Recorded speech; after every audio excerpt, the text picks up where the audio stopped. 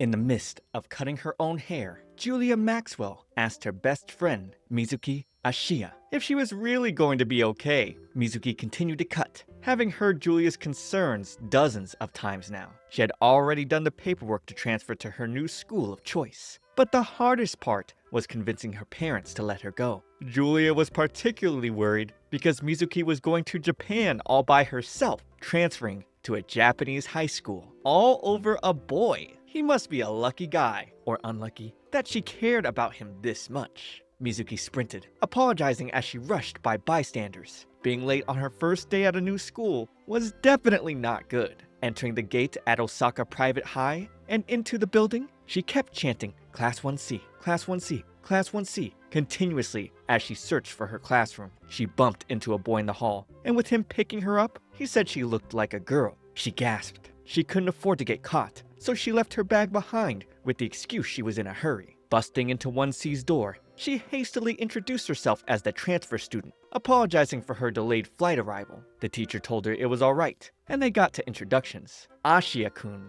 transferred here from America.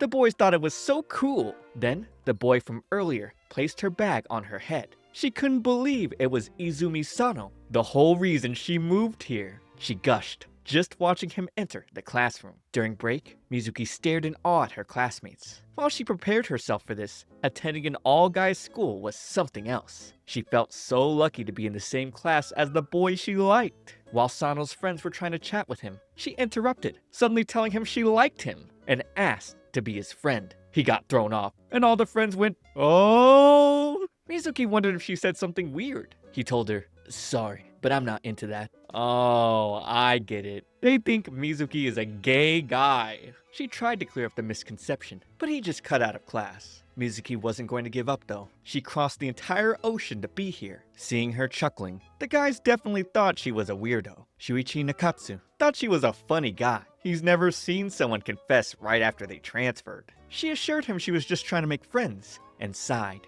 thinking Sano must hate her now. Nakatsu promised her, "No worries." Sano was just sulking. Introducing himself, he claimed no one was quicker on their feet than him at Osaka High. Despite being a first year, he was already a forward. They called him the soccer team's fiery young lion. She meekly greeted him back, and he told her, "No, all wrong. No one their age had any business being so mousy." After class, Nakatsu led her to the dorms. Since they were both in dorm 2, Mizuki was surprised that the school had 3 dorms, but it made sense since there were lots of kids here on sports and liberal arts scholarships. Nakatsu being one of them. He got in on a soccer scholarship. He suddenly grabbed her shoulder, wanting to get the scoop about what everyone was talking about, her living abroad. He wanted to know if it was true they went harder over there. She gave a soft response, answering everyone was different, and Nakatsu understood. She hadn't done it yet. Nakatsu thought it was important for guys the same age to know where they stood in matters of their privates? What is bro yapping about? I never had these conversations with the boys as a freshman. Dr. Hokuto Umeda kicked him over, asking how Nakatsu mistaked privates for pride.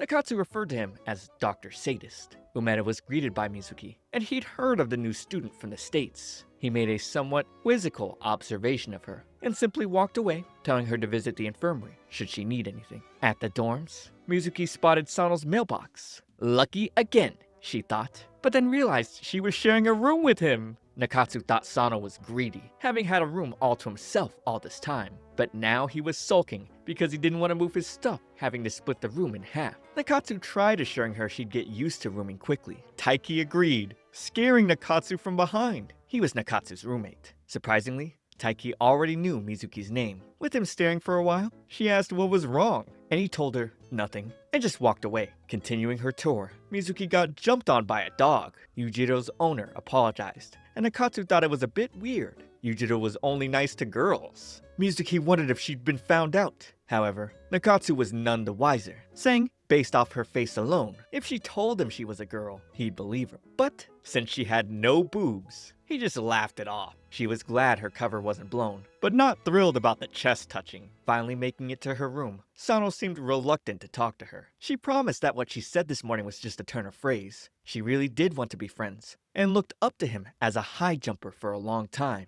This made sense to him. However, he was just a regular student now. He quit the high jump. She shouted, not expecting to hear that. Sano told her to get her hands off of him. It's not like he needed her permission to quit, and shortly left the room. By late evening, after Mizuki put everything away, she stepped out, walking into Minami Nanba, the second-year RA of the dorm. He, of course, came to say hi and fill her in on the dorm's rules. He thought she was adorable and assumed she got that a lot, though she denied it. In short, taking a bath in her room was off limits after midnight, and dinner was from 6 to 9. She'd get bumped into by Senni Nakao, telling her, "I'm not letting you steal my spot as the school's idol." I'll say it, this guy definitely seems gay. He ran off screaming and whining. Turns out, people were propping up Mizuki as the new school idol over him. Other guys were even buying prints of her candid photos? What? I have never been to an all-guys school. Is that it? Are they just all gay? Nanba scolded the seller, telling him to stop taking pictures that violated people's privacy.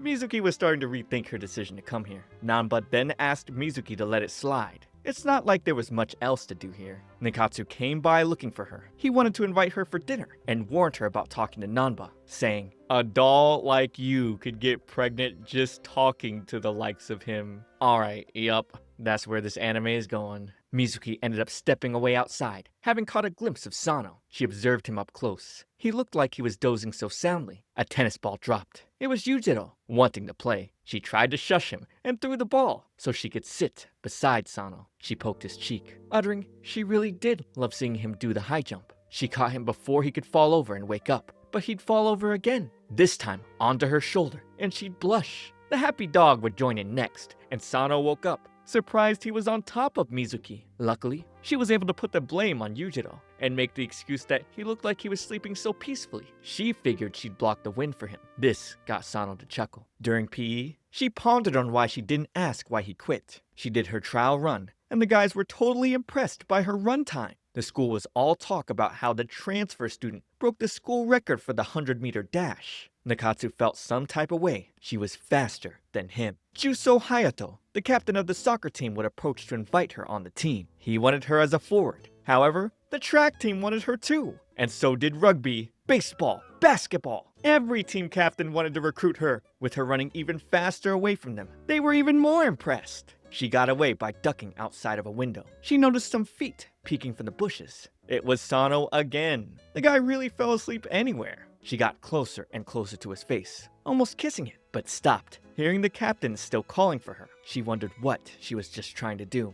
Sano woke up from all the racket, spotting Mizuki, and then the captain asking if he'd seen her. Sano told him the building elsewhere, but turning back over, Mizuki was already gone. She ran away because she couldn't look him in the eye. Nikatsu would call over to her to play with him. Simple rules. If she could make even one shot in the goal behind him, she won. She was reluctant at first, but took on his challenge, only to get knocked over and knocked out by him. Sano told Nikatsu to go get the doctor, and when he picked her up, he took notice of something. She'd wake up in the infirmary, where shortly, Sano would take Nikatsu out, and Dr. Umeda closed in on her, asking what a girl like her was doing at their school. Because he found out you didn't like the video and subscribe to my channel. Here, on My Shoujo Weekly, I'm covering all the newest anime in the shoujo genre. Looking for more? Check out my completed series playlist on the main channel. There's tons and tons of hour-plus long content that you can play and keep the bad thoughts away. So come on, hit that subscribe and I'll be your guy. While visiting her grandma in middle school, the TV blared as the announcer introduced the only first-year middle school student favored to win the high jump, Izumi Sano. Mizuki at first thought he wouldn't be so impressive, but she went flush. It turned out to be the first time she saw beauty in the way someone jumped. Turning back to the present, she had no idea what to do getting caught. Sano saved her by coming back into the room with her bag. Either way, the doctor was looking forward to their next meeting. Heading back, she started thinking about how someone must have carried her. Sano came to mind, making her blush, but she assured herself it was nothing romantic. Back inside her room, she noticed Sano was already knocked out. She began to contemplate on how to deal with the doctor. Whilst Sano was thinking about the moment he picked her up, he had no doubts, wondering if he really was the only one who's noticed. He couldn't make sense of it. On their way to class in the morning, Mizuki and Nakatsu noticed guys crowding around the bulletin outside. Mizuki jolted back, seeing a photo of Sano on top of her, with the headline, "Breaking! The new transfer student's a dangerous pretty boy." Seems like the usual photo guy was up to his usual antics. Sano quickly tore it down and tossed it into the trash. He scolded Wataru, telling him the next time he tried to pull some crap like that, he'd pay. Mizuki observed the whole scene, and Wataru seething after. She socked him in the face,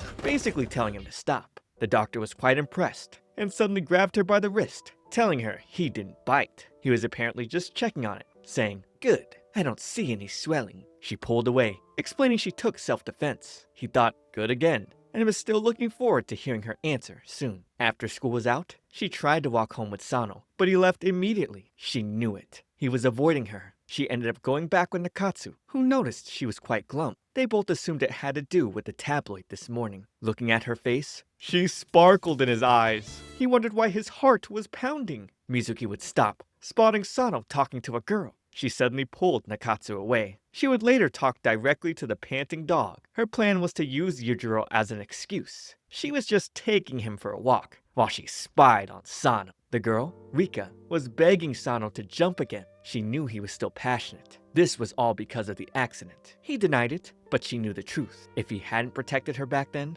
that never would have happened to him. But he told her his leg was already fully healed, and that had nothing to do with it. Quitting the high jump was his decision. Yujiro suddenly barked and dragged Mizuki out in an embarrassing fashion. She went, "Gosh, Yujiro's been insisting on taking the strangest routes on these walks. He's such a handful. Goodbye." She had a somewhat sad look shortly after. She thought the two seemed like a couple. She had no idea he had gotten into an accident. She felt like she didn't know enough. She wanted to learn more about Sano. And he, of course, appeared overhead. Walking back together to get dinner, she nervously asked about the girl from before. She told him she was really cute. Rika was just a girl he knew from middle school though. Mizuki was surprised to see that, despite Yujiro not liking guys, he liked Sano. It made sense though, since he's the one who found him. It was just after Sano moved into the dorm half a year ago. The animal shelter was trying to cart away this puppy. Two men were forcibly dragging it along, but he kept digging his paws. Before Sano knew it, he had Yujiro in his arms and was begging the janitor to keep him. Yujiro had been living with the woman and her daughter, but the woman's new husband didn't like dogs. Bruh.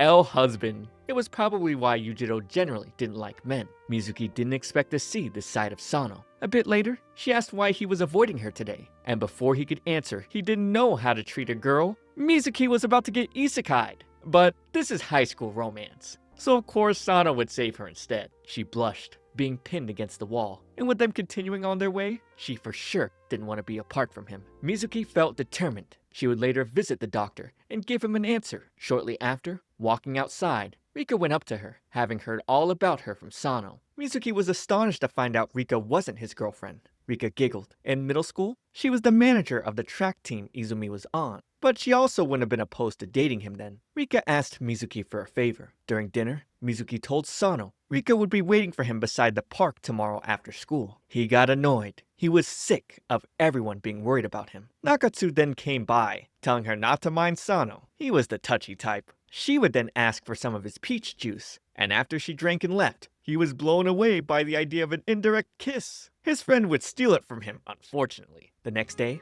Mizuki would find Sano staring at the high jumpers while taking Yujiro on a walk. She felt relieved. Sano told her he did end up chatting with Rika. Mizuki realized he didn't hate the high jump at all. While Mizuki showered that night, she thought back to where she told the doctor she came to this school because of a high jumper who inspired her to start track. She really grew to love it. She dreamed of doing the high jump with him one day, and didn't care if Umeda bullied her. She wasn't going to drop out, no matter what. The doctor seemed bored, however, and told her if she was trying to get somewhere by seducing him, he would have expelled her in an instant. He told her to do whatever she wanted. She suddenly hugged him from behind, and he was ambivalent, thinking women were so annoying. She asked how he figured it out, but of course, she wasn't going to fool a doctor. Also, he's gay. Sano would suddenly walk in on her finishing her shower. He had her give him his watch, and wondered why she didn't just close the curtain, but she thought it was fine, since he only saw her back. That night, Nakatsu was stuck in bed, unable to sleep. Thinking back to when Sano told him Mizuki was in the shower, he wondered why the sound of a dude in the shower bothered him. He tried to stop his mind from imagining what her body looked like. He swore he liked women! Sano, Mizuki, and Nakatsu would come to class late. They looked like they barely got any sleep, and were tagged the three baggy-eyed brothers. They couldn't even stay up during lectures. So, the teacher told them to come to his office after class. When they went, one of Nakatsu's friends wasn't surprised to see him. Nakatsu seemed worried. Mizuki bent close, asking if something was bothering him. As he looked down at her beautiful face, he ran out feeling embarrassed. While everyone else went to get lunch, Mizuki told him she was off to buy some bread. But really, she was suffering from the first day of Shark Week. She never rued being a girl as much as she did on this day. On her way out of the nurse's office, she thought about how Dr. Umeda finding out she was a girl actually helped her. Still, it left her a bit conflicted. She'd bump into Rika, who asked her to stay away from Sano. Rika had a feeling she was following him around. Before Mizuki could explain herself,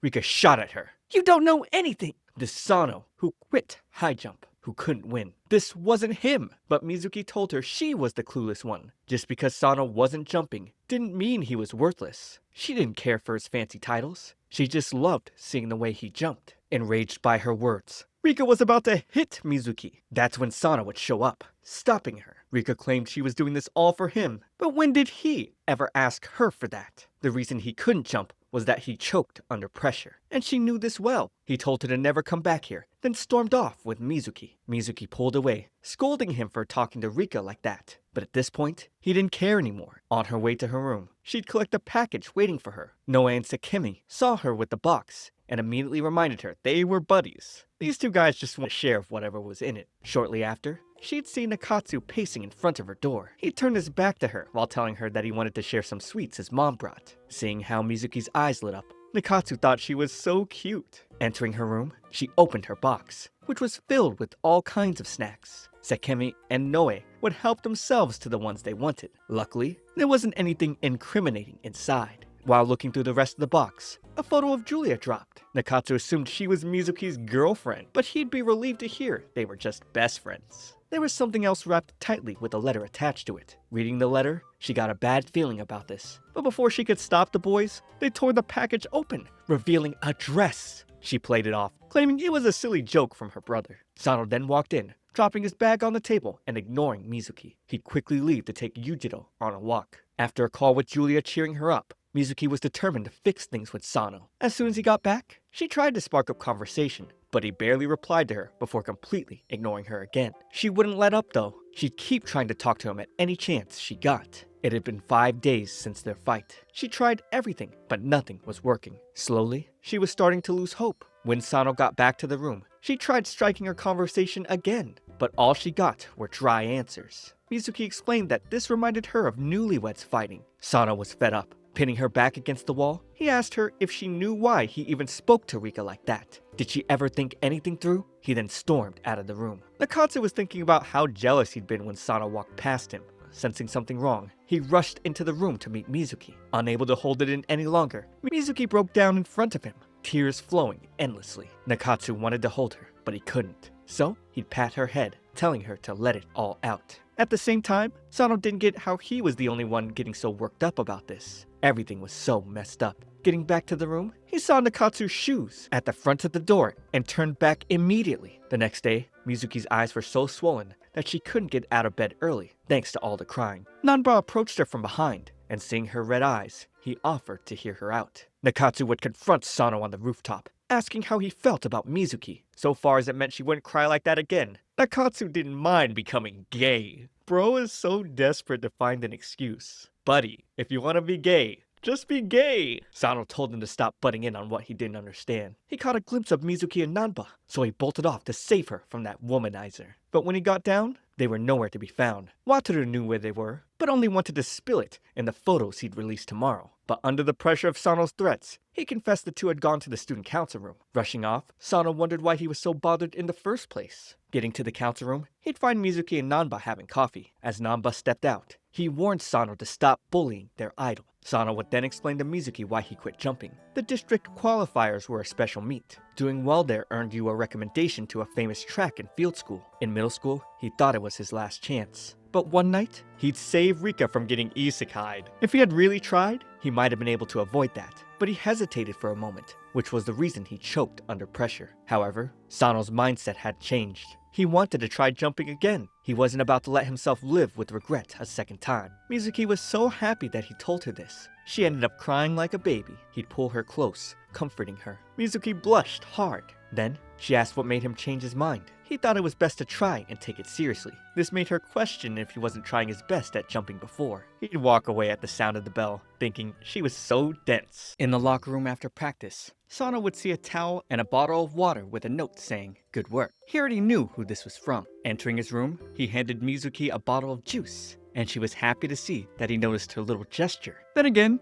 if it was weird for a dude to leave a towel out for another dude, was it more of a girly gesture? Meanwhile, he had no idea what to say to a girl, and she didn't know that he knew she was a girl already. So they both figured it was fine. Before he got out of the bathroom, she was already done dressing up. She was used to speed changing now and ready to head out. But he'd stop her, fixing up her messy hair like she was some little kid. In the cafeteria, he decided to order the same as her. Despite all that happened, Sano finally rejoined the track team. Now, Mizuki's dream of witnessing his heroic figure was on the verge of coming true. Turns out, everyone was having kitsune udon just like them. Noticing some guys excited about the upcoming softball match, Mizuki asked why the guys always got excited about sports. Noe yelled out that it was all because there were going to be girls in the crowd. Still, she didn't get it. He elaborated further that they were an all-boys school and barely got the chance to meet girls. So, a game against a co-ed school meant the chance to find someone. Sometimes, it even felt like the guys going to watch were more serious than the athletes. Back in class, Nakatsu was trying to pull himself together. He was blushing hard, overthinking how to talk to Mizuki, but he worked up the courage to ask her if she'd come cheer on their school during the soccer game. He was overjoyed, hearing her agree to come. Everyone else seemed confused by his behavior. The excitement got wiped off his face when Mizuki showed up with the rest of the guys.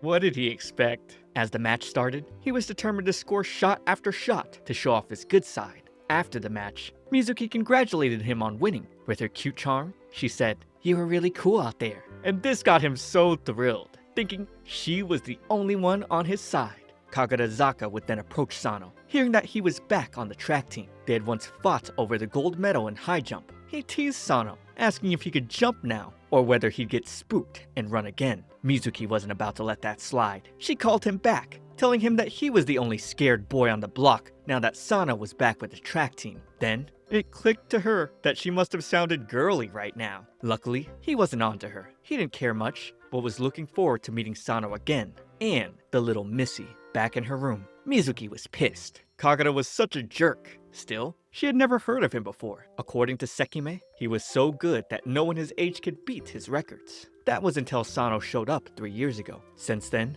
Kagura saw him as a rival. However, Sano didn't pay him any mind. Mizuki was so angry thinking about it, she couldn't even do her homework. Sano then let her know the shower was free to use. Looking back at her, he told her she looked like a monkey, and it was all because of that stunt she pulled. But he would thank her nonetheless. She thought he was so coy. Shortly after, they were staring at a box of lemons Kayashima's family sent. Even if they used the lemons for cooking and tea, they still wouldn't finish it all. The next day, Mizuki showed Nakatsu a way to use the lemons by trying them in a hot pot. While thinking about having a hot pot party, Kagura would meet her and ask where the track team practice was. He couldn't believe she was a guy and could have sworn she was a chick. She wasn't about to tell him anything, so he'd lift her onto his shoulder, forcing her to become his guide. Getting into the track field, Mizuki apologized to Sano, explaining that Kagura just grabbed her. Sano told Kagura to kindly put her down. He was upset, but Kagura didn't get why. Once Mizuki was put down, she slapped Kagura super hard. Before he could retaliate, Sano stopped him,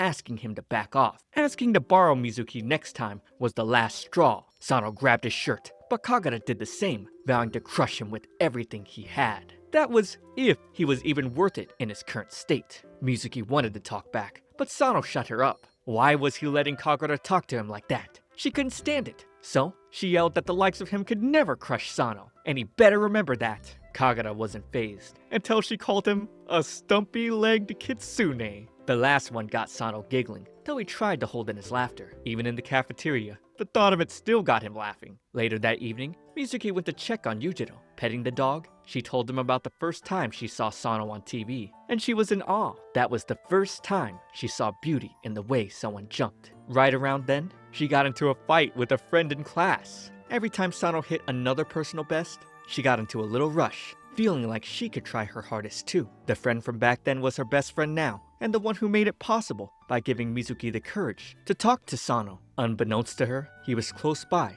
listening to everything she said. He'd walk up, asking her to come with him tomorrow, so he could show her his high jump. The next day, nothing but joy filled Mizuki. She could hardly believe she was about to see it with her own eyes. If only it were what she expected. Sano messed up the jump. He kept trying, but the results were the same, always hitting the bar. She begged him to stop. He felt pathetic. He couldn't even clear a mid-height jump like this. Her hands held his tightly. With her trembling voice, she promised he'd be able to jump perfectly again. He told her a guy in high school shouldn't be whimpering like this. She gave him this chance, a way forward for him, not running from his past. She was the one who showed him how to face the high jump again. So, he asked her to get it together. In the infirmary, Umeda explained to her that Sano was suffering from something mental. His body remembered the intense pain it experienced, and so it acted unconsciously on its own, trying to avoid it more. Suddenly, he'd come from behind the curtain in a ridiculous outfit, telling her it was dance time. They apparently loved the show he put on in it at his college reunion the other day. Changing back, he told her to stop overthinking.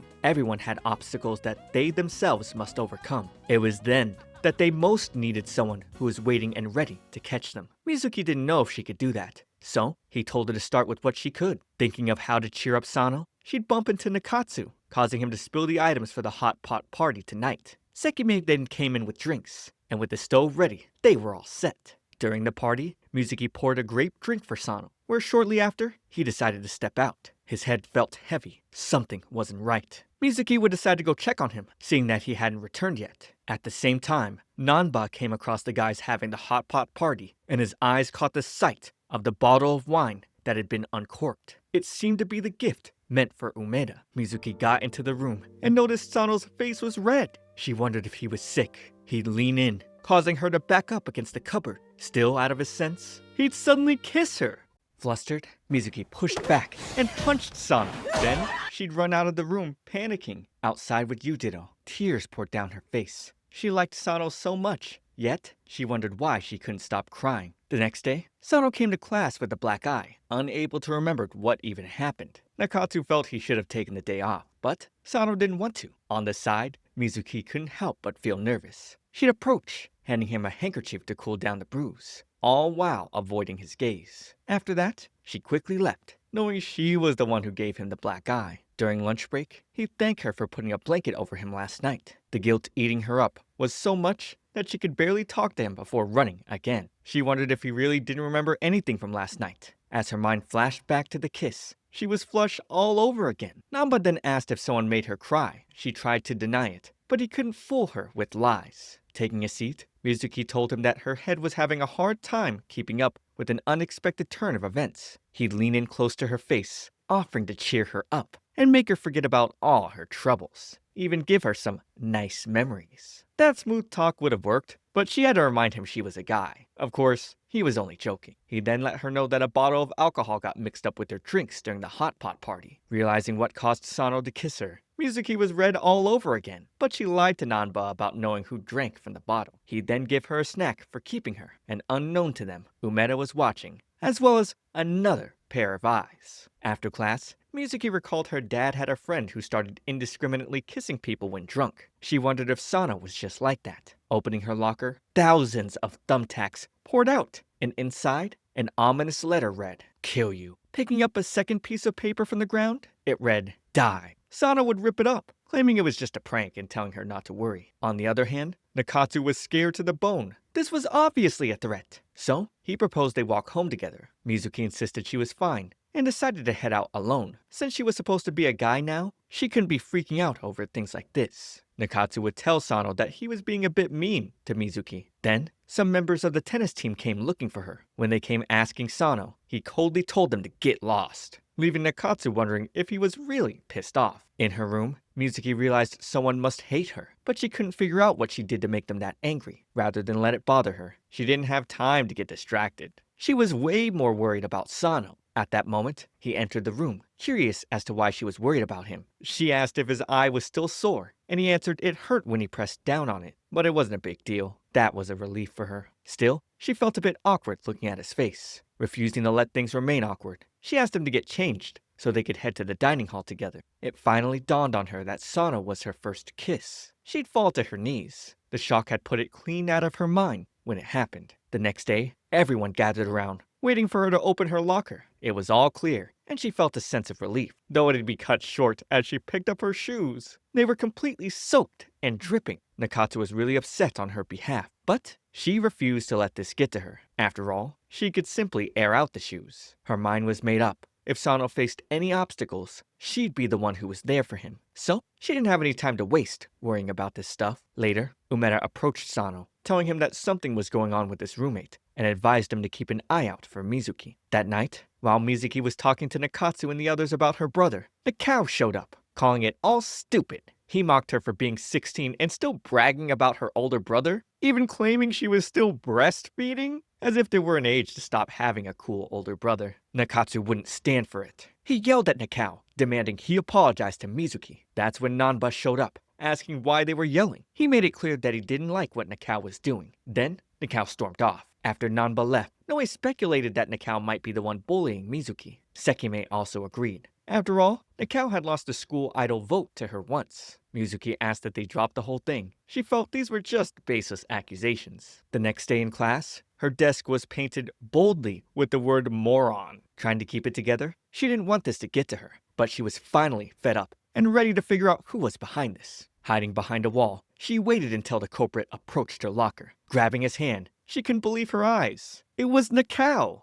So obvious, by the way. As his phone dropped, it revealed a wallpaper of Nanba. Now she understood his reason. Before she could explain, he shot at her, saying, "I hate you!" Ever since she came to the school, Nanba had been paying more attention to her, even though he was here long before her. The thought of it made him feel so pathetic, and Nakao believed Nanba would never notice him now. So, he told her to go tell all the teachers and students if she wanted. On the contrary, Mizuki wanted to be friends. She understood how he felt, knowing what it was like to fall for someone. That was why she thought they could actually be pretty good friends. Nakao thought she was weird, but they'd laugh about it while walking out together. Close by was Sano, who watched and overheard the whole thing. Shortly after, Mizuki met up with him outside, letting him know she caught the culprit. But they were all good now. Walking back together, she wished she could always walk next to him like this. Suddenly, Kagarazaka showed up. Mizuki immediately walked up to him, pushing him to leave, but he'd put her in a headlock. Then, he asked Sano to join the spring preliminaries, given that he had set a new record. He saw this as the perfect chance to crush Sano in front of as many spectators as possible. As Kagarazaka left, Mizuki seemed worried about his new record, but Sano told her not to worry. Afterwards, he'd go to practice his high jump,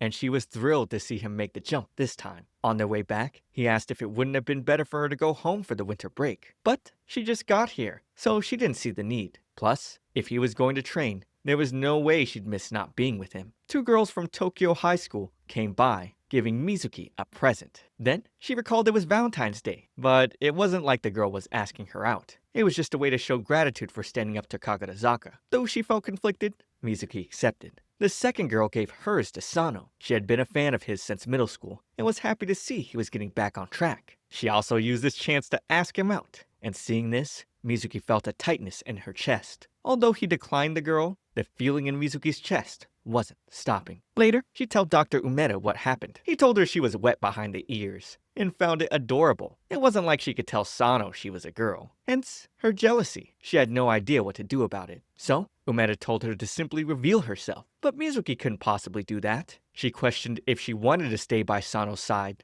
Did it mean she couldn't love him unless she was a girl? Mizuki felt a lot better after talking to him, and Umeda claimed they were cut from the same cloth. He too suffered from unrequited love. His best friend from high school had a cruel and terrible personality, the kind of guy who knew exactly how Umeda felt, and still manipulated while pretending to be none the wiser. Mizuki would then get a text from her brother, telling her that he was coming to Japan and looking forward to seeing her. Barging into the infirmary, Mizuki would interrupt Umeda's sweet session with his lover. That aside, she desperately needed him to lend her an outfit for a young lady. He told her to figure it out herself, but he was the only one she could depend on. Since he was ignoring her, she turned to leave, but he'd then tell her to wait. The next morning, she'd sneak out of her room, finding a place to dress up. When she came out, she was dazzling in a cute outfit. It had been so long since she wore a skirt. Thanks to Umeda, his little sister, Rio, was able to help out with an outfit. Unknown to her, Sana was spying nearby, and seeing her in that outfit made him think she really looked like a girl. Meeting up with her brother, Shizuki, Mizuki would jump into his arms. They were so happy to see each other. He'd lift her up, giving her a kiss on the cheeks. And now, everyone was staring at them. Oh god, is this for the brother lovers? Seeing she cut her hair, Shizuki was moved to tears. He really loved her hair. They'd stop to get drinks. There, he told her he was in Japan on an exchange program between their office and Japanese medical schools for 2 weeks. For these 2 weeks, she'd have to keep him from knowing she was attending an all-boys school. The whole thing was still getting to him. She told him she was old enough to make decisions for herself now. When he asked if she met the famous high jumper, Mizuki quickly excused herself and decided she'd show him around Tokyo next time. Her brother always had a thing against Sano, so it was best to keep her mouth shut. In school, while Mizuki and Nakao were chatting away, Nakatsu was filled with jealousy, wondering when they had gotten so close. Pouring out his troubles, Nakao complained about the cold reply he got from Nanba this morning. Mizuki totally understood how he felt. If your crush was curt with you, it could throw your whole day off. To him, they were the only ones who knew what this felt like. But Mizuki didn't know actually how he felt. Nakatsu would interrupt them, trying to get in on their chat. But Nakao told him it was a meeting for cute boys only. Nakatsu felt insulted. He questioned what part of him wasn't cute. And for starters, Nakao said he had no sense of aesthetics. While they argued, Mizuki used that chance to slip away. She'd then bump into Sano, asking where he'd been. He mentioned that he was talking to the team supervisor. Seems he planned to compete in the preliminaries. After school, she wished him luck as he went for practice. She was certain that he'd be able to jump when the time came. Shizuki called out her name from behind. Oops, busted. He questioned why she was at a boys' school. She tried to explain, but he wasn't having it. Grabbing her hand, he demanded she come with him, and she resorted to biting his arm as she struggled to break free. Sano would come back, telling Shizuki to let go. Seeing this was the Sano his sister was obsessed over, Shizuki immediately accused him of seducing his sister. Oh! Shizuki demanded to see Sano's famous high jump. After all, it was why Mizuki came here. He wanted to get it over with. But Mizuki mistakenly blurted out that Sano was still recovering from the aftermath of an accident. After getting the gist of the situation, Shizuki decided his sister could remain in Japan only on one condition. Sano would have to clear the high jump before it was time for him to leave. With this, Sano decided to pick up his training before the preliminaries, so he asked Mizuki to handle walking Yujiro for the time being. By evening, she came to the field where Sano was practicing. Staring at him, she felt helpless, unable to offer any aid. Nakatsu would show up, noticing she looked down, but she assured him it was nothing, so he invited her to hang out once she was done walking Yujiro. Shortly after, they'd stop by a restaurant where he'd treat her to as much as she wanted. He usually came here, but it was his first time bringing someone. He was kind of feeling homesick. When he first came to Tokyo, he was the only one from Osaka. So, whenever he felt really alone, he'd come here, reminding himself that he wasn't alone. The okonomiyaki tasted just like home. Those words moved Mizuki, and she thanked him. Getting back to the room, she tried not to wake Sano, but he could smell the food she was carrying. She had brought some okonomiyaki for him. As he sat to eat, she mustered up the courage to wish him good luck, saying that one little thing took so much thought and energy for her. He told her it was the least she should be saying to make the jump worth it for him. However, his first goal was to beat Kagarazaka. Her thing was secondary. So he asked her to stop endlessly worrying and cheer up. Despite just eating, he asked if she wanted to get dinner. He was going to need a lot more energy for what was at stake. The next day, Shizuki was walking around the school grounds in a dark suit and shades, thinking this was the best disguise. However, Umeda and everyone else noticed him. He stood out like a sore thumb. Umeda would ask if he needed help, and when Shizuki mentioned his sibling attended this school, the doctor figured he was Mizuki's brother. He'd be invited into the doctor's office. There, Shizuki mentioned that he didn't have a bad impression of the school, but he hadn't seen anything great either. Umeda then told him about an unusual transfer student, someone who was here to chase a high jumper they admired. You'd almost think he was a girl, based on how sweet she was. Unable to handle the pressure, Shizuki would have to take his leave. Meanwhile, Mizuki was helping out Sano on the field. With their faces so close, she was flush, recalling her first kiss with him. Flustered, she'd accidentally slammed the tablet on his face. Just then, Kagarazaka showed up, grabbing Sano's collar. He asked why he was still carrying that baggage around. He called Sano out for abandoning the high jump after his injury. But Sano didn't care about whatever he said. He made a promise to Mizuki not to run away again. So, this time, he was jumping for himself, and the preliminaries were the first step in that direction. Still, Kagarazaka wasn't going to let him get away with quitting while he was ahead. Afterwards, Sano asked Mizuki what she'd do if he couldn't jump again. She told him her brother would most likely drag her back home, but she wanted to stay in Japan, here in Osaka. He told her to stay then. If that was what she wanted to do, he wanted her to follow her heart. However, Shizuki declared it wasn't his place to say. Showing up in front of them, he made it clear that he'd take Mizuki back if he couldn't jump. Time was ticking. Sano had less than a week. It seemed impossible Mizuki would stand up for him, letting her brother know that Sano was doing his best. But Shizuki claimed a high jumper who couldn't jump was nothing but pathetic. Sano didn't say a word back. He simply left when the coach called for him. Furious, Mizuki screamed at her brother, "I hate you!" Struck by her words, he'd fall to his knees. It was like all of a sudden, trying to get his baby sister out of a boys' school felt like a crime now. He questioned if God was dead. A few days later, Mizuki sat by a corner with Yujiro, waiting for Sano. When he showed up, she mentioned how she told her brother off, but he ignored it, asking what was for dinner. Then told her to forget about the whole thing. Case closed. His words would make her fall in love with him even more. A few days later, the stadium was packed with so many spectators. There, Mizuki and her friends met up with Shizuki, and she thanked him for coming. Before the competition started, she'd meet up with Sano, giving him what she thought was a good luck charm, but it was actually a love and marriage charm. Apparently, she asked Nakao for help, which honestly explains it. Nevertheless, Sano was happy to accept it. Shizuki sat beside Nakatsu, asking him what kind of person Sano was, but he'd have to watch and find out for himself. Soon after, Sano was called up to make his jump.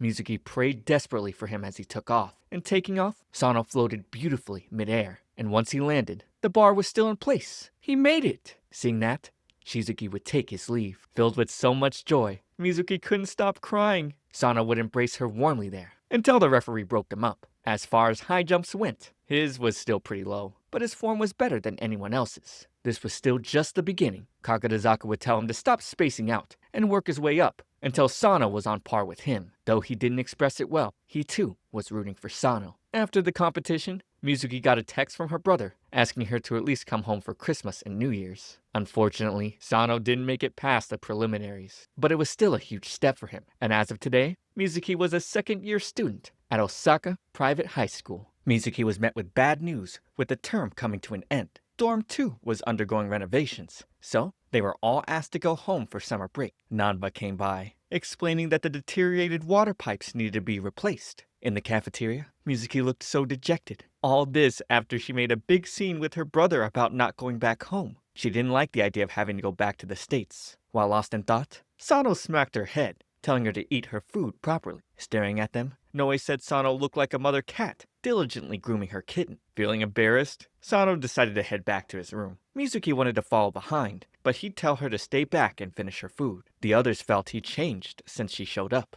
It was like he was more cheerful and less guarded about his emotions. Unlike before, when he used to keep the guys at arm's length, he was much more closed off then, and that had him and Nakatsu butting heads all the time. Though it was more of Nakatsu refusing to let it go. Either way, Sano's aura and vibe weren't so bad now. Soon after, Nakatsu came to Mizuki's door, trying to convince himself that nothing was weird about this. He told himself he just wanted to invite her to his place if she had nowhere else to go. He was inviting her to hang out together, eat together, bathe together. He was losing his mind over the fact he might be gay. Sano would approach behind him, so they'd enter the room together. Gathering the courage, Nakatsu asked Mizuki if she'd be okay staying at his place. It was in Osaka, and they had plenty of spare rooms. He was certain his mom would welcome her. Not wanting to risk getting found out, she would have to decline his offer. As he left the room, he sank to his knees, completely heartbroken. Meanwhile, Sano then invited Mizuki over to his place. However,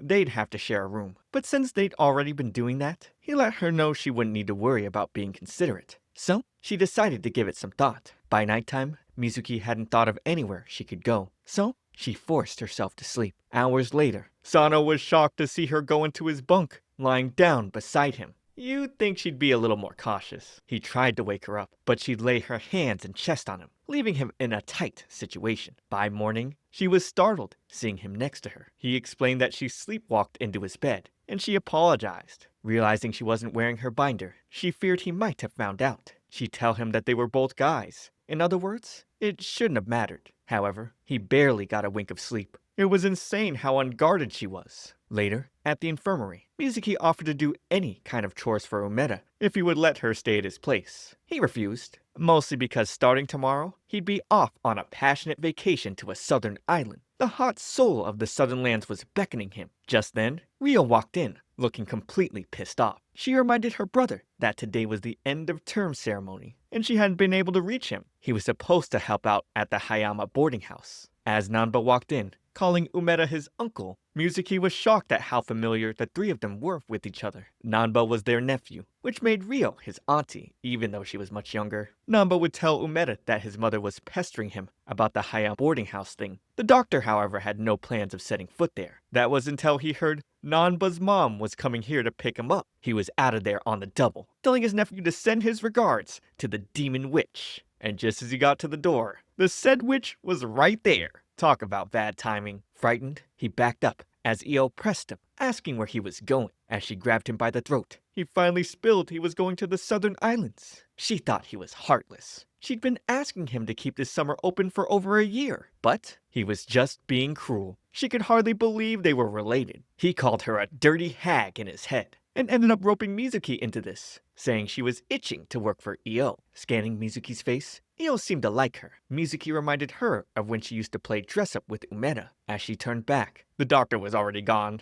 Afterwards, Mizuki told Sano about the gig at the Hayama boarding house. It came with a room and board, meaning she didn't have to worry about where to stay. He decided to sign up as well, since he was looking for a part-time job. Refusing to be left out, Nakatsu would join too. So long as he breathed, he wasn't about to let the two of them be alone. At the boarding house, Io asked Mizuki to serve a plate. She appreciated her help, especially since they were so short-handed this year. The only people she'd been able to hire were two local college students. Sano and Nakatsu were also a huge help. Mizuki didn't mind. After all, they were in a tough situation, being kicked out of their dorm. Io then called over the mail worker, Makita, who was flirting with some female customers. She told him that his romantic life was his own, but made it clear that if he touched anyone, he'd be fired. Looking at Mizuki, he suddenly donned a sinister expression. While working, he'd get all touchy around and extremely close while guiding her on what to do. Noticing this, Sano was pissed. He'd call her over to help with the dishes. Then, she remembered she had to feed Yujiro, placing his arm around her shoulder. Makito asked to go with her, saying he loved dogs. Unable to simply stand by and watch, Nakatsu decided to follow them. As Mizuki was feeding Yujiro, Makita asked which one of the two boys was her boyfriend. She tried to explain it wasn't like that, letting him know that she was a he, but he took it as she liked to go by male pronouns. He'd call her Mizuki-kun if she wanted. As Nakatsu showed up, she yelled at Makita, saying she was a guy, but he loved her naivety. Walking back together, Mizuki noticed Nakatsu was pissed, but he claimed it was nothing. Being all sweaty, she decided to go change. In the room, while trying to zip up her binder, it was quite tight. Then, it hit her. She gained weight, and it was thanks to Io's delicious cooking. Over in the kitchen, Nakatsu asked Sano if Makita pissed him off. He hated the way he was all creepy around Mizuki, and it made him worry. Sano told him it was none of their business. Hearing that, Nakatsu was hurt. Unlike Sano and Mizuki, who shared a room, he got a single, making him feel lonely. He'd run away, crying.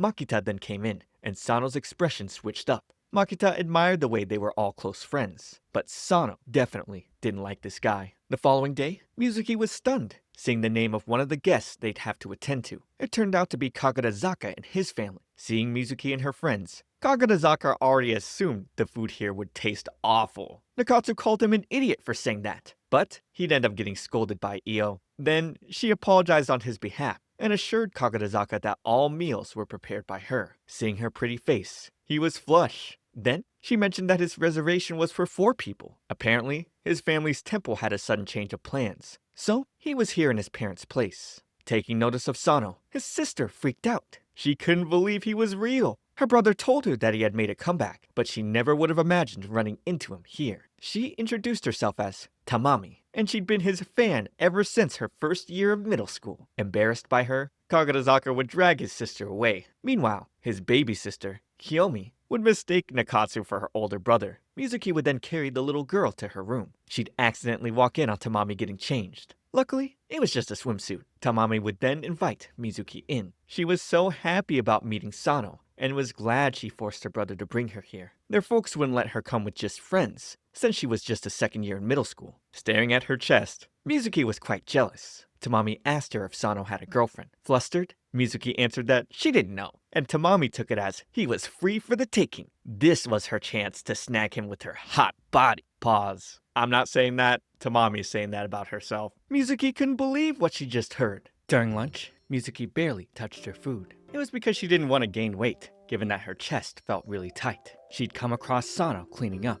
But before she could say anything, Tamami rushed in, hugging him from behind. He explained that he was working and asked her to get off, but she refused. Mizuki, who was staring speechless, was interrupted by Makita, asking her to help change the light bulbs at the entrance. Suddenly, a sharp pain hit her chest, and she passed out. Sano would rush to the scene, carrying her away, but it only served to make Makita's suspicions grow more. When Mizuki came to, she recalled she couldn't breathe all of a sudden because of the tight binder she forced herself to wear. Sano suggested calling a doctor, but she insisted she was fine. So, he asked her to just rest for the day while he returned to work. Realizing he was leaving, she suddenly held him back. Getting flush, she apologized and felt embarrassed. He leaned in, asking if she wanted him to stay, and with her blushing hard, she nodded in agreement. He'd agreed to stay, at least till she fell asleep. Meanwhile, Nakatsu found himself at the door, overthinking whether or not to go in. He felt he would be a bother, but at the same time, if he didn't check on Mizuki, he'd be too worried to live.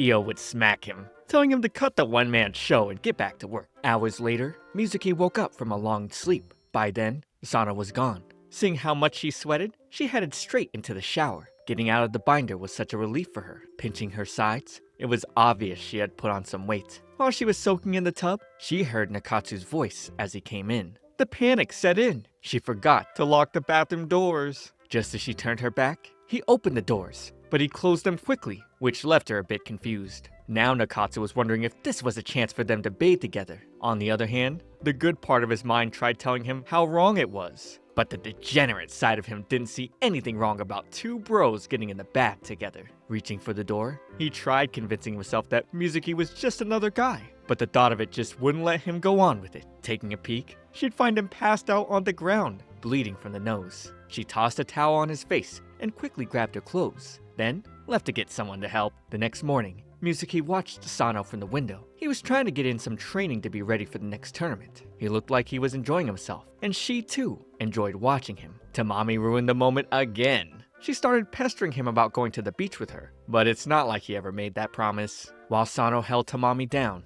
Makita approached Mizuki. Sano quickly noticed, looking at the two of them. Makita would give him a sinister smirk, and Sano didn't find it funny one bit. Makita was going to buy some stuff later, so he asked Mizuki to tag along. As he left, she was approached by Kagarazaka, who was curious as to who Makita was. He pointed out that they seemed to be hanging out a lot, so he asked her about Sano. She told him it wasn't like she and Sano were together all the time, and that they had different work tasks. But he thought it was unlike her. Even though Tamami was annoying, Kagarazaka felt Mizuki was more of a loose cannon. He actually appreciated that side of her and told her to stop looking so down. She teased him about trying to cheer her up, but he tried playing the "I don't care whatever happens to you two." She then mentioned he must have a thing for Sano, and embarrassed, he made it clear he liked women. Either way, he let her know that he didn't like Makita's vibe. Shortly after, Mizuki helped Makita take out some groceries from the car. She thought he was a really nice person. She and Sano finally got a break, and just as she left to get some drinks, Tamami came bothering Sano again. Makita came over, saying Mizuki looked like an abandoned kitten. He offered her a drink, asking her to share the break with him. Seeing how nice he was, she just couldn't think of him as a bad guy. While they chatted away, Sano kept watching them as Tamami kept giving him a world of trouble. Later at night,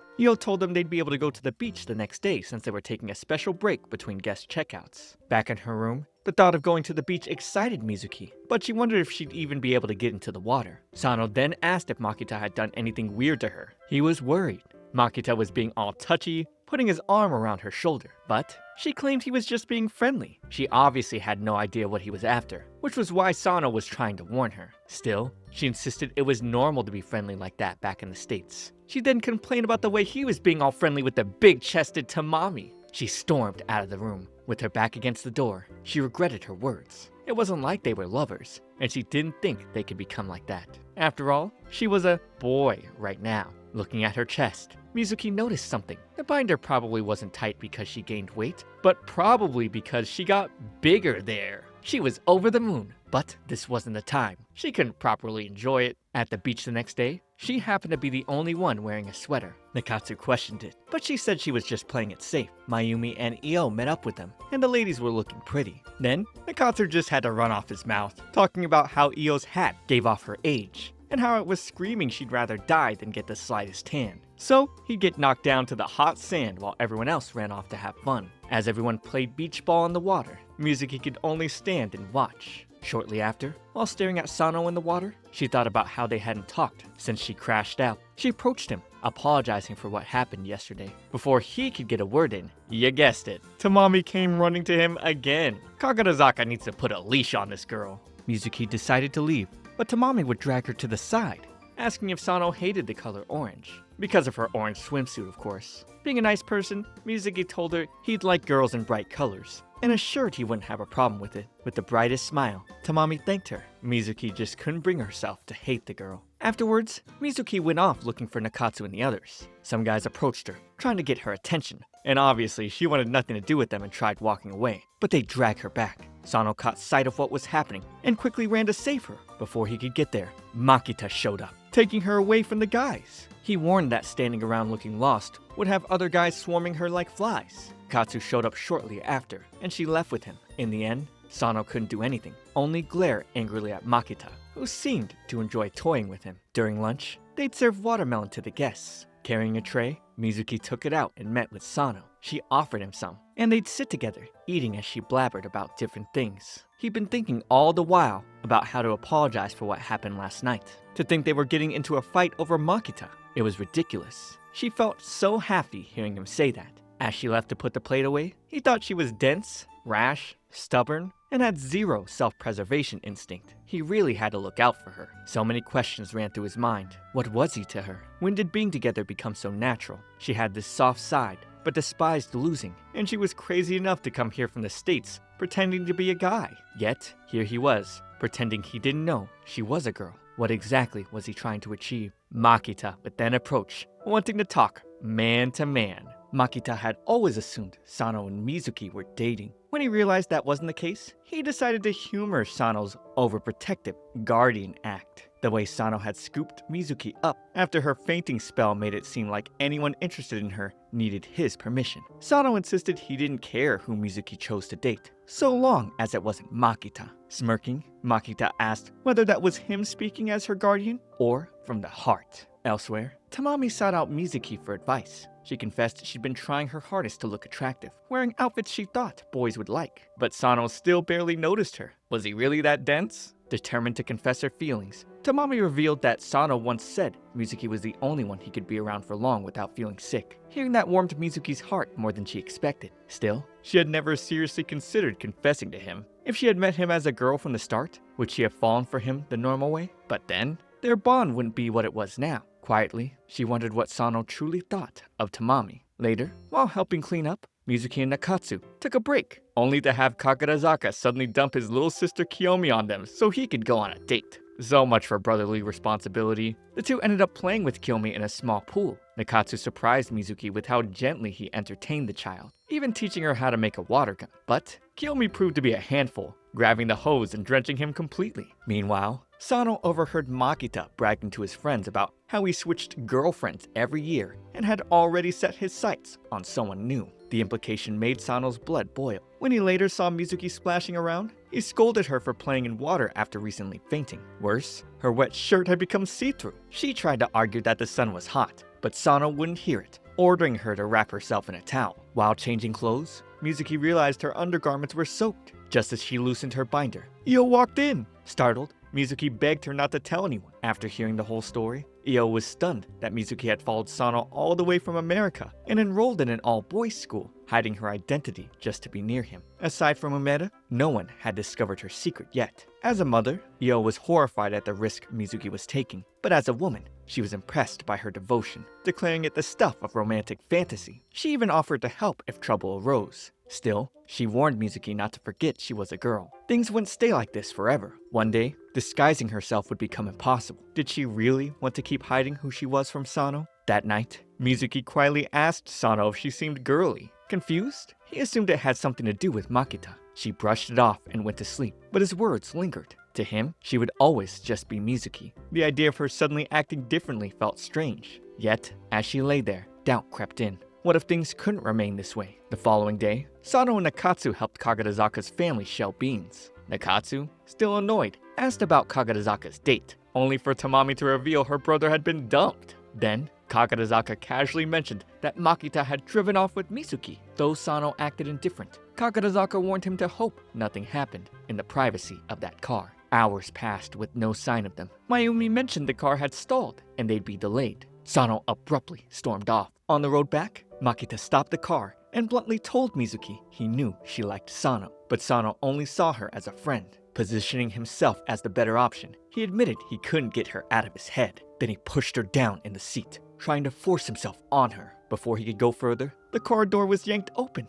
Sano dragged Makita out and punched him. Mizuki fled into the woods, Sano chasing after her. When she tripped, he caught her hand, but she cried out in fear, pulling her into his arms. He assured her she was safe now. As night fell, Sano carried her through the forest. Checking his phone, he realized there was no signal. Suddenly, he slipped and the two tumbled down a slope. When Mizuki regained consciousness, the memory of Makita's actions sent chills through her. Sano explained what had happened. As she tried to stand, pain shot through her ankle. It was sprained. While tending to her injury, Sano apologized for not being more careful. She thanked him instead, though guilt consumed her. If only she had listened. He told her to stop blaming herself. It would only make things worse. Back at the hospice, Makita returned with a swollen face. Io was waiting and scolded him fiercely. When she learned Mizuki and Sano were missing, panic set in. Trapped with no way out, Sano and Mizuki waited for rescue. She apologized for dragging him into her mess. Tears streamed down her face as she admitted how terrified she'd been. The thought of what might have happened if he hadn't come left her shaken. He gently told her she was safe now.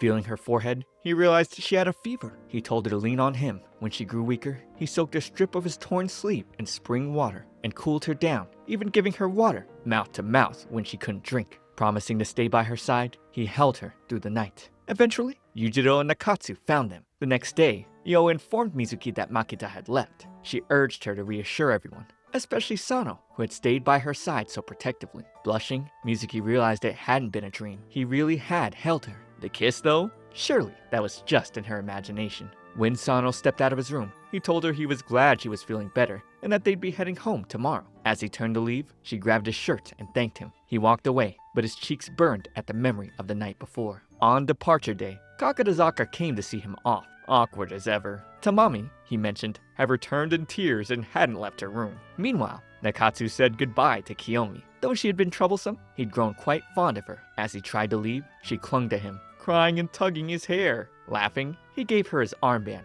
asking her to hold onto it until they met again. It was finally time for Osaka High's annual school festival. Namba rallied Dorm 2 like a general preparing his troops for battle, and judging by the cheers that erupted from the room, you'd think they were heading to war. The festival would last 3 days. Athletic events on day 1, indoor festival activities on day 2, and on the final day, the campus would open its gates to outside guests. But more than anything, the festival was a showdown between dorms. Each grade was split into 3 classes, and those classes were assigned to one of 3 dorms. Dorm 1 housed the sports-focused students. Dorm 3 was home to the arts crowd, and Dorm 2, led by Nanba, was a mix of both. Points accumulated across events would determine the overall winner, and the results were legendary. Special dining hall privileges, rumored monthly full-course French dinners, and for the highest scoring class, MVP status along with a cash prize. As Dorm 2 fired themselves up, the door suddenly burst open. Students from Dorm 1 stormed in, loudly declaring they would claim victory this year. Their leader, Tenoji Megumi, was the RA of Dorm 1 and the captain of the intimidating karate team. The tension between Tenoji and Nanba was obvious. There was history there.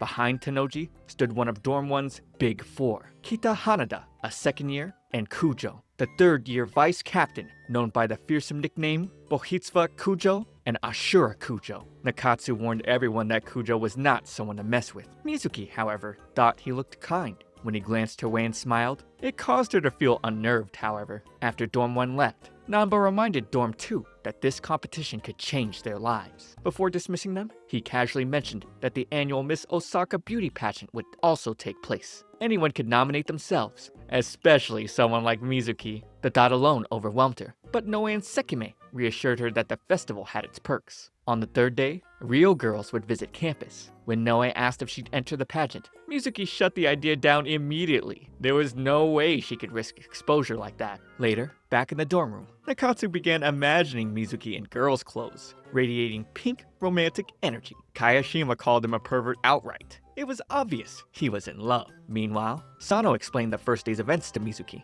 Relay races, scavenger hunts, swimming competitions, and something called a chicken fight. He specifically warned her not to enter the chicken fight. When she demanded to know what it even was, he refused to elaborate and told her to sleep. Determined to get an answer, she started tickling him. In the scuffle, he accidentally pulled her close against his back. The sudden contact stunned them both. Mizuki's heart raced as memories surfaced. The grove from their summer job, the accidental kiss they once shared. She could still remember what his lips felt like, the warmth of his arms, the steady beat of his heart. Every place he had touched her seemed to glow in memory. It was undeniable how much she liked him. Sano, on the other hand, couldn't understand his own feelings. Did he simply want her around, or was it something more? The next day, Mizuki somehow secured a spot in the dreaded chicken fight. So much for Sano's warning. She insisted she wouldn't get caught easily, but that wasn't what worried him. Nikao approached her, declaring she'd get a guaranteed runner-up in the beauty pageant. When he learned she wasn't participating, he was shocked. She claimed girls' clothing didn't suit her, but the others insisted no one looked better. With the cash prize dangling in front of everyone,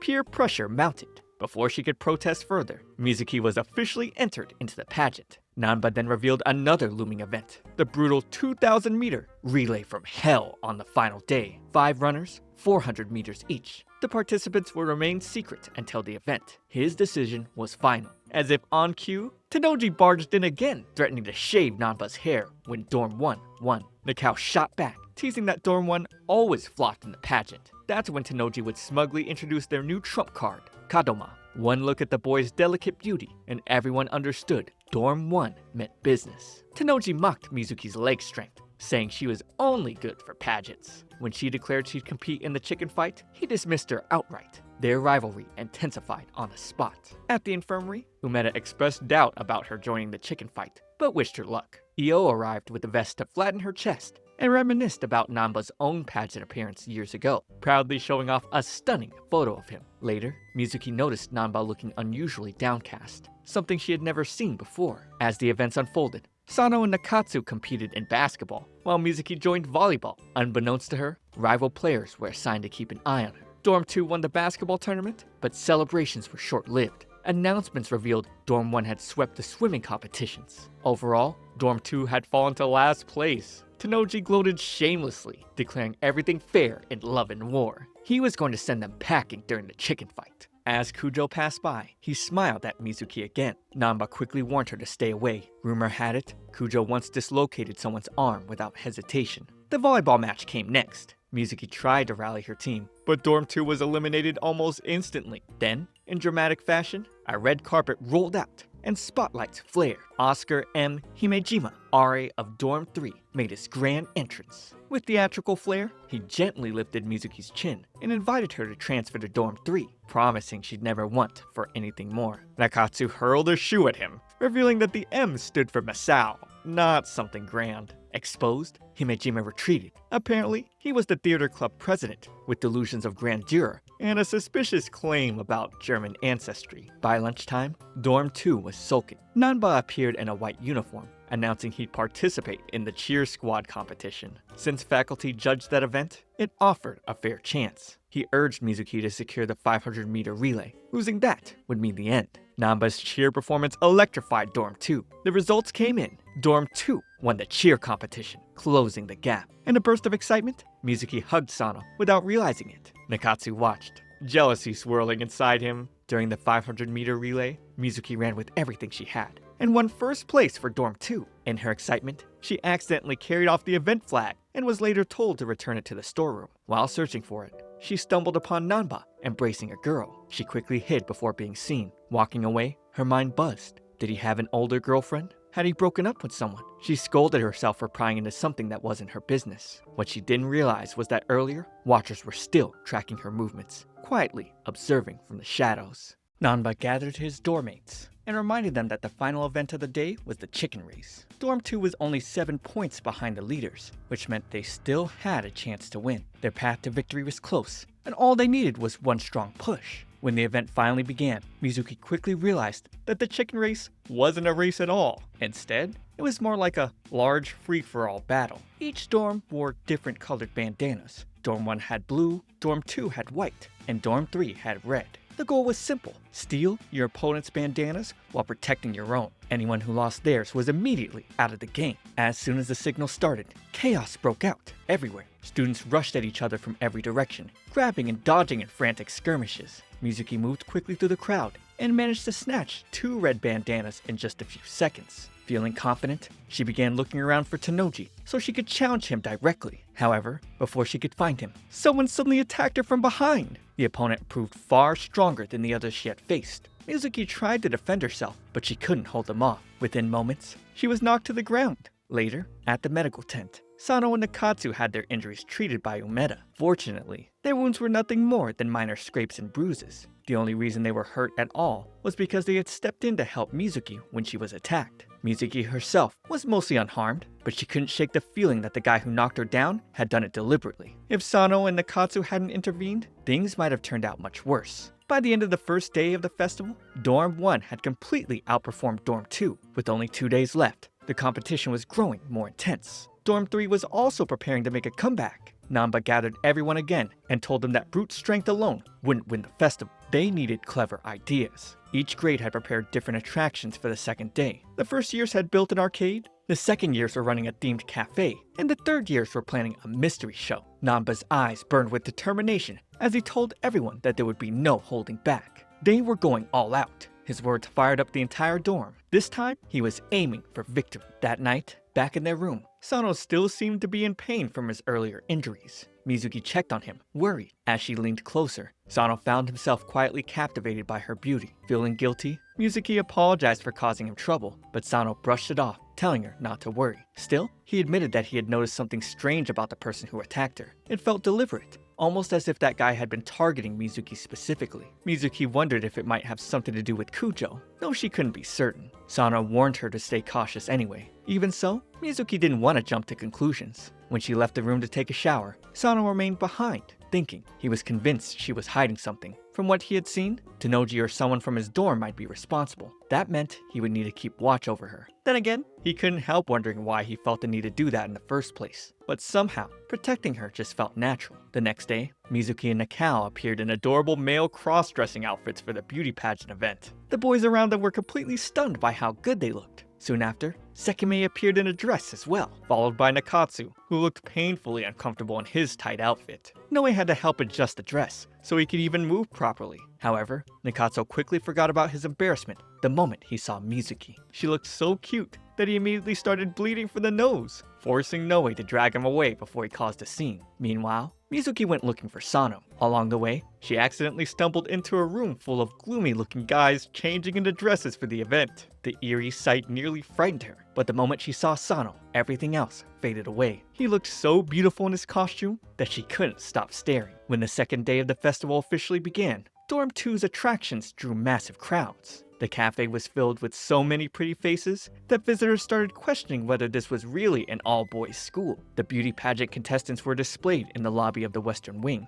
Today's votes would determine the 12 finalists for the following day's competition. Members of the executive committee approached Mizuki and Nakao to conduct interviews for the pageant survey. Both of them were receiving a huge number of votes. However, when the interviewer began asking about their measurements, Nakao answered confidently, while Mizuki panicked and ran away. Hidden in the shadows nearby, the people who had been targeting her quietly discussed their next move. If Mizuki participated in the final 2,000-meter relay race on the third day, she could change the outcome of the festival. To prevent that, they were already planning ways to eliminate her from the competition. Outside, Mizuki regretted ever joining the beauty pageant. While wandering around, she suddenly spotted Nanba speaking with the same girl she had seen earlier. She hadn't meant to spy on them, but the situation caught her attention. Just then, she ran into Umeda, who claimed he was simply taking a break. When they heard Nanba raise his voice at the girl, both of them instinctively moved closer to listen. According to Umeda, the girl had once been Nanba's tutor back in his final year of middle school, and the two of them had dated. After their breakup,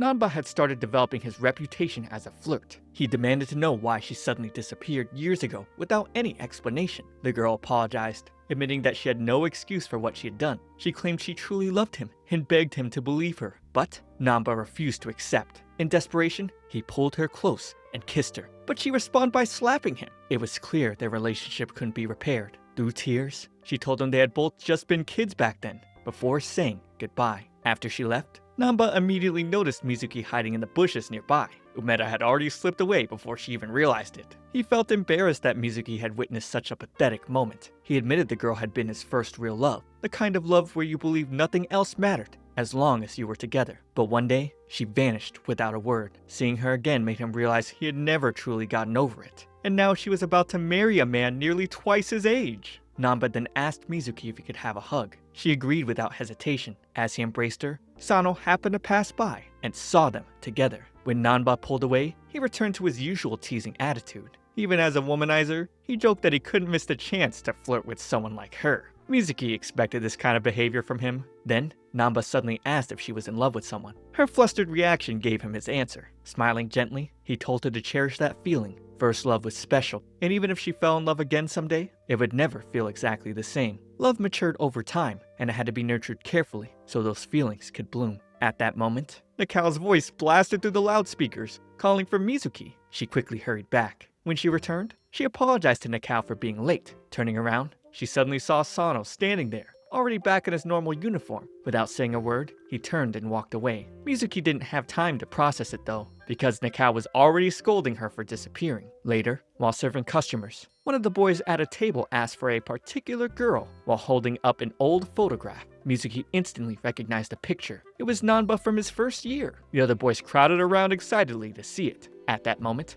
Nanba appeared and crushed the photo in his hand. He clearly hadn't expected his embarrassing past to resurface like this. The culprit behind it all, Nihon Bashi, admitted that he had brought out his old photo collection out of jealousy over Nanba's good looks. He even claimed that he had permission to sell the pictures. Nanba calmly responded by asking if he had ever heard of the right of publicity. In the end, Nanba got the last laugh by forcing Nihon Bashi to enter the beauty pageant himself. With only 2 hours remaining on the second day, the scoreboard showed Dorm 1 with 104 points, Dorm 2 with 101, and Dorm 3 leading with 110. Once again, Dorm 2 sat in last place. It wasn't surprising that the arts-focused Dorm 3 dominated the festival's second day, largely thanks to Himejima's theatrical talents. Nanba later complimented Sano's Yangi Fei cosplay, praising how popular it had been with visitors. However, Sano was clearly in a foul mood and told Nanba to leave him alone. Nanba jokingly teased him and mentioned Mizuki's popularity while casually ruffling her hair. Sano didn't react at all. He simply grabbed a bag of trash and walked away. Mizuki chased after him, offering to help, but he pushed her away and told her to leave him alone.